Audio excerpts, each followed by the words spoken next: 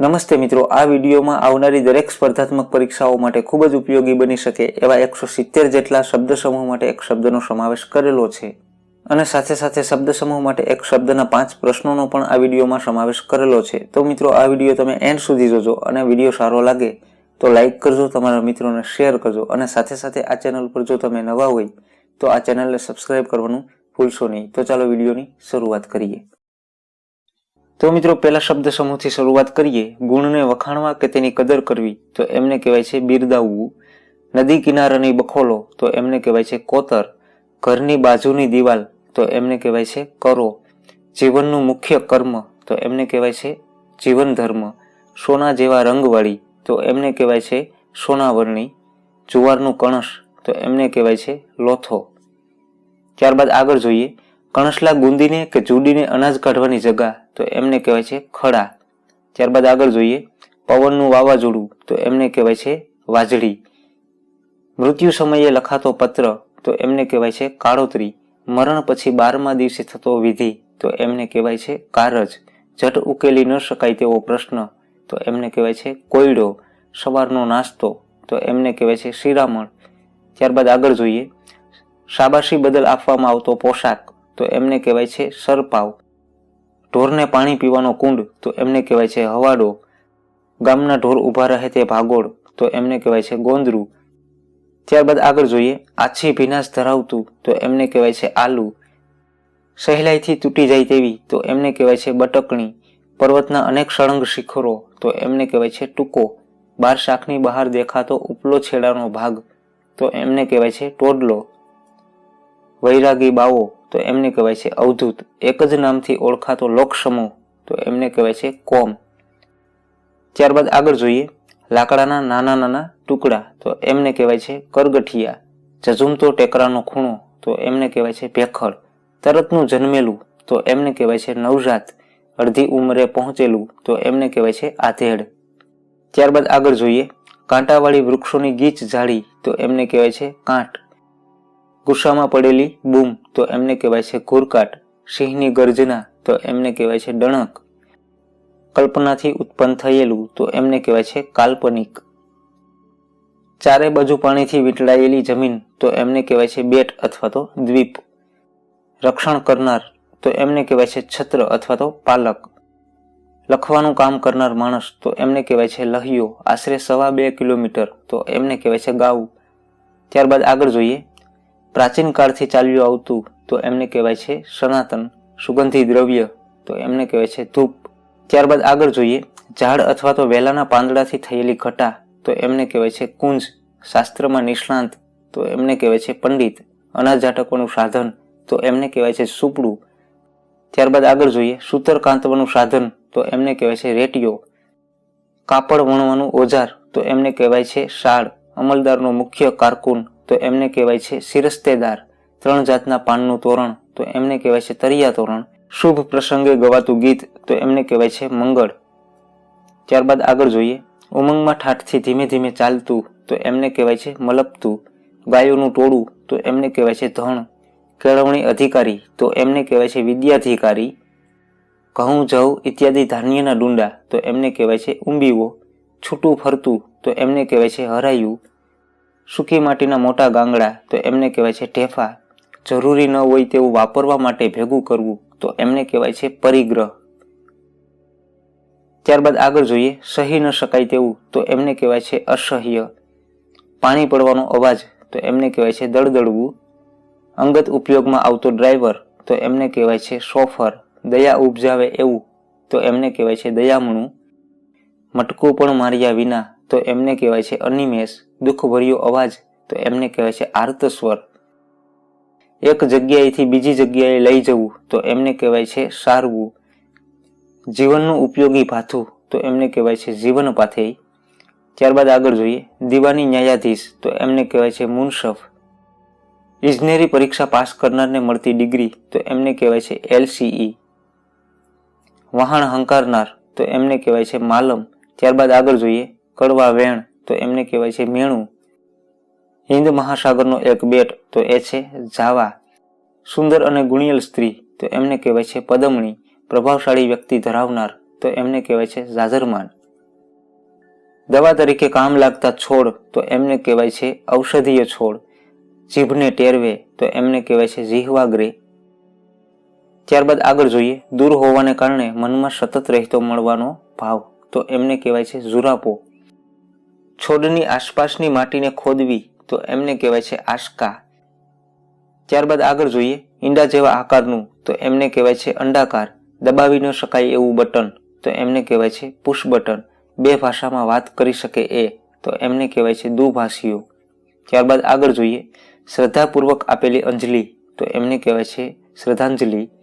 લખાણનું મથાળું તો એમને કહેવાય છે શીર્ષક. સહેજે ન મળે તે તો એમને કહેવાય છે દુર્લભ અથવા તો દોયલા. ધ્યાનમાં ન લેવું તે તો એમને કહેવાય છે અવગણના. યહૂદી પ્રજાની પ્રાચીન મૂળ ભાષા તો એ છે હિબ્રુ. સૌરાષ્ટ્રનો એક પ્રદેશ તો એમને કહેવાય છે સોરઠ. ફ્રાન્સના વતની તો એમને કહેવાય છે ફરાન્સિયા. છિદ્રમાંથી પડતું સૂર્યનું કિરણ તો એમને કહેવાય છે હેરિયું. બૂટની અંદર નાખવામાં આવતું નરમ છૂટું પડ તો એમને કહેવાય છે સગથળી અથવા તો પગથળી. મૂંગા થઈ જવું તે તો એમને કહેવાય છે અવાચક. ત્યારબાદ આગળ જોઈએ, વિરામ લીધા વિના તો એમને કહેવાય છે અવિરત. ચામડાની સાંકડી પટ્ટી કે દોરી તો એમને કહેવાય છે વાધરી. ત્યારબાદ આગળ જોઈએ, વૃદ્ધાવસ્થાને કારણે અશક્ત તો એમને કહેવાય છે શિથિલ. શેરડીના સાઠાનો નાનો ટુકડો તો એમને કહેવાય છે કાતડી.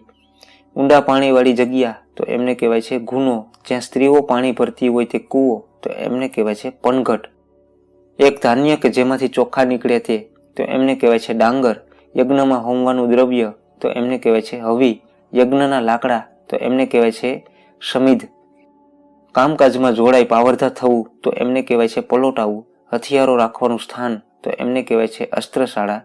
પક્ષીનો આભાસ થાય તેવું બનાવટી પક્ષી તો એમને કહેવાય છે ભાસ પક્ષી. શક્તિ મુજબ એટલે કે યથાશક્તિ. વૃદ્ધ છતાં મજબૂત બાંધાનું તો એમને કહેવાય છે ખખડધજ.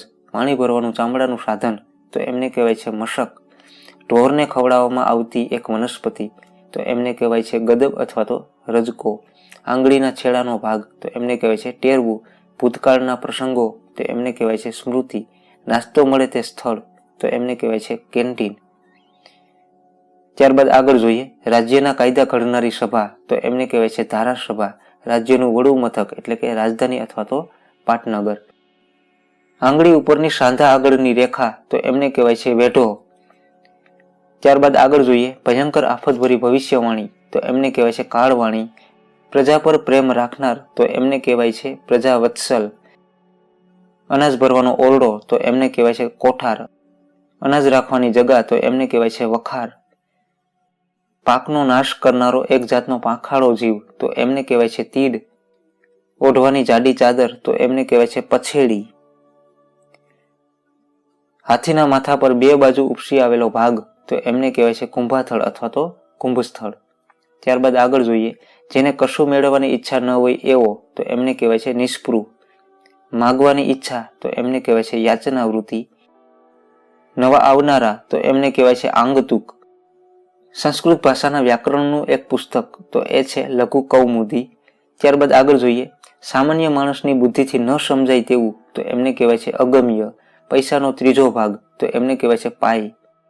નજરાણાની ચીજ તો એમને કહેવાય છે સોગાત. ત્યારબાદ આગળ જોઈએ, નિયંત્રણ વિનાનું તો એમને કહેવાય છે રેઢિયાળ. જે તે સમયની મનની સ્થિતિ તો એમને કહેવાય છે મિજાજ. શિર ઉપર શોભતું છોગું તો એમને કહેવાય છે શિર છોગું. બગલમાં થતું ગુમડું તો એમને કહેવાય છે કાખબલાઈ. ધીમે ધીમે ચંપી કરવી તે તો એમને કહેવાય છે તળાશવું. મુખેથી વગાડવાનું વાજુ તો એમને કહેવાય છે ચંગ. બંને બાજુ વગાડી શકાય એવું ઢોલક જેવું એક વાદ્ય તો એમને કહેવાય છે મૃદંગ. લાલાશ પડતા પીળા રંગનું તો એમને કહેવાય છે પિંગળ. ત્યારબાદ આગળ જોઈએ, હોય તે કરતા વાત વધારીને રજૂ કરવી તો એમને કહેવાય છે અતિશયોક્તિ. કશુંક છુપાવવા માટેનું ઓઢણ એમને કહેવાય છે અંચળો. ત્યારબાદ આગળ જોઈએ, આતુરતા સાથેની વારંવારની ઈચ્છા તો એમને કહેવાય છે ઝંખના. ગમતભર્યો મેળાવડો તો એમને કહેવાય છે મિજલસ. ત્યારબાદ આગળ જોઈએ, તોફાની ઢોરને પગે ફેરવાતો ગાળો લાકડું તો એમને કહેવાય છે ડહલકો. વિવાદના મુદ્દાની રજૂઆત તો એમને કહેવાય છે દલીલ. તીર કે તેનું પાનું તો એમને કહેવાય છે ભાલોડા. પહેરેલી સાડીનો લટકતો છેડો તો એમને કહેવાય છે પાલવ. હર્ષભેર આવકાર આપવો તો એમને કહેવાય છે વધાવવું. પાલવવાળી એક જાતની સાડી તો એમને કહેવાય છે શેલારી. પાંદડામાંથી આવતો અવાજ તો એમને કહેવાય છે મરમર. અગાઉથી નક્કી કરેલા તો એમને કહેવાય છે આગોતરા. તરત જન્મેલા બાળકને આપવામાં આવતું ગોળ તો એમને કહેવાય છે ગળથુથી. અડધું ડાહ્યું અડધું ગાંડું તો એમને કહેવાય છે દાધારંગું. એક ગામ છોડી બીજે ગામ જવું તો એમને કહેવાય છે ગામતરું. આડું અવળું નહીં પણ સીધું તો એમને કહેવાય છે પાધરું અથવા તો અનુકૂળ. ત્યારબાદ આગળ જોઈએ. એક જાતની જાડી પોચી પૂરી તો એમને કહેવાય છે દહીંથરું. કંકુ રાખવાની પ્યાલી તો એમને કહેવાય છે કંકાવટી. વિવાહ વિધિમાં વર કન્યા 7 પગલા સાથે ફરે તે વિધિ તો એમને કહેવાય છે સપ્તપદી. ત્યારબાદ આગળ જોઈએ. મંગળસૂચક આકૃતિ તો એમને કહેવાય છે સાથીઓ અથવા તો સ્વસ્તિક. ધર્મ વિધિમાં વપરાતી તાંબાની તાશક તો એમને કહેવાય છે તરભાણું. બે બારણા વચ્ચેની ભોયતળિયાની ઉપસતી જગ્યા તો એમને કહેવાય છે ઉંબરો. ત્યારબાદ આગળ જોઈએ. ટોલ નાકા ઉપરનો અધિકારી તો એમને કહેવાય છે નાકાદાર. પેટનો વાયુ મોંમાંથી નીકળતા થતો ડકાર તો એમને કહેવાય છે ઓડકાર. પથારીનો સામાન તો એમને કહેવાય છે પાગરણ. પરણવા જતા વરની સવારી તો એમને કહેવાય છે વરઘોડો. વર કન્યાના હસ્તમેળાપનો વિધિ તો એમને કહેવાય છે હથેવાળો અથવા તો પાણી ગ્રહણ. ત્યારબાદ આગળ જોઈએ. વર કન્યા પરણવા બેસે તે મંડપ તો એમને કહેવાય છે ચોરી અથવા તો માયરું. ત્યારબાદ આગળ જોઈએ. બલા દૂર કરવા પાત્રમાં મીઠાના ગાંગડા નાખી તે માથા પર ફેરવવું તો એમને કહેવાય છે લૂણ ઉતારવી. ગેસથી બળતી એક પ્રકારની બત્તી તો એમને કહેવાય છે ટીશન લાઇટ. કશું ખાધા વિનાનો તો એમને કહેવાય છે નકોરડો. એક પ્રકારનું રેશમી કાપડ તો એમને કહેવાય છે બાસકી. વેતન લીધા વગર કામ કરનારું તો એમને કહેવાય છે માનર અથવા તો માનદ. ત્યારબાદ આગળ જોઈએ. નિરાત વગર બેઠેલું તો એમને કહેવાય છે ઉભડક. ભારે શ્વાસનું ડચકું તો એમને કહેવાય છે હેડકી. જીભને લબુક લબુક બહાર કાઢવી તે તો એમને કહેવાય છે લબરકી. ગાડામાં પાથરવાની મોદ તો એમને કહેવાય છે બુંગણ. ત્યારબાદ આગળ જોઈએ. ઝાડનું જૂનું થળિયું તો એમને કહેવાય છે ખોડચું. પથારી કે ખાટલાનો પગ તરફનો ભાગ તો એમને કહેવાય છે પાંગત. વાર્ષિક વેતન તો એમને કહેવાય છે સાલિયાણું અથવા તો વર્ષાસન. ત્યારબાદ આગળ જોઈએ. આદર્શ સૂચક વાક્ય તો એમને કહેવાય છે મુદ્રાલેખ અથવા તો અગ્રલેખ. મોટા ખંડનું નાનો કે પેટાખંડ તો એમને કહેવાય છે ઉપખંડ. ત્યારબાદ આગળ જોઈએ. રૂવાટીવાળા ચામડામાંથી બનાવેલી ટોપી તો એમને કહેવાય છે ફરની ટોપી. વરદાન આપનાર તો એમને કહેવાય છે વરદા અથવા તો કૃપાળુ. તો મિત્રો આ હતા ખૂબ જ મહત્વના કહી શકાય અને દરેક સ્પર્ધાત્મક પરીક્ષાઓ માટે ઉપયોગી બની શકે એવા શબ્દ સમૂહ માટે એક શબ્દો. તો ચાલો હવે પ્રશ્નો જોઈએ. તો મિત્રો પહેલો પ્રશ્ન જોઈએ. નીચે આપેલા વિકલ્પોમાંથી કયો વિકલ્પ ખોટો છે? તો મિત્રો સાચો જવાબ થશે એ ઓપ્શન. શાબાશી બદલ આપવામાં આવતો પોશાક તો એમને કહેવાય છે સરપાવ. ત્યારબાદ બીજો પ્રશ્ન જોઈએ. નીચે આપેલા વિકલ્પોમાંથી કયો વિકલ્પ સાચો છે? તો મિત્રો સાચો જવાબ થશે ડી ઓપ્શન. સંસ્કૃત ભાષાના વ્યાકરણનું એક પુસ્તક એટલે કે લઘુ કૌમુદી. આગળનો પ્રશ્ન જોઈએ. અડધી ઉંમરે પહોંચેલું શબ્દ સમૂહ માટે એક શબ્દ આપો તો એમને કહેવાય છે આધેડ એટલે સાચો જવાબ થશે બી ઓપ્શન આધેડ. ત્યારબાદ ચોથો પ્રશ્ન. નીચે આપેલા વિકલ્પોમાંથી કયો વિકલ્પ ખોટો છે? તો મિત્રો સાચો જવાબ થશે બી ઓપ્શન. બંને બાજુ વગાડી શકાય એવું ઢોલક જેવું એક વાદ્ય એટલે કે મૃદંગ. ત્યારબાદ પાંચમો પ્રશ્ન જોઈએ.